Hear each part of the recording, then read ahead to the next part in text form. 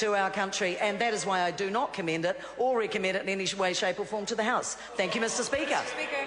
Julianne Genter. Thank you, Mr Speaker. I rise to speak on the Reserve Bank of New Zealand, amending primary function of the bank amendment bill.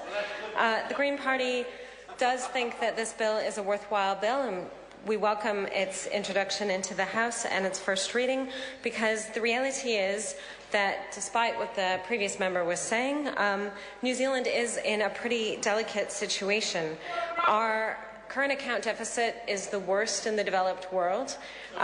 So that's our current finance minister, Bill English, used to talk about rebalancing the economy. And in 2010, he said that one of the factors that was the biggest threat to the New Zealand economy in the medium and long term was our external imbalances. Now, we no longer hear National talk about the external imbalances. They've completely given up on that.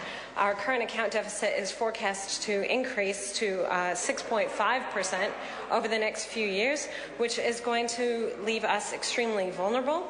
It is a problem that has persisted in New Zealand because we are a small country, but it is one that ultimately is leading to a hollowing out of our economy. So we get into a downward spiral where our exchange rate is overvalued. That leads to it being more difficult for our exporters to compete.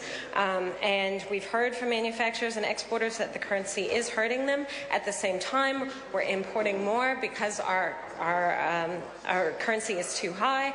And what ends up happening is that we actually become more and more indebted to the rest of the world. And that's the situation that we're in. Even though the National Party would like to pretend that it's not, they're actually leading us down an unsustainable track. So the Green Party does support this bill.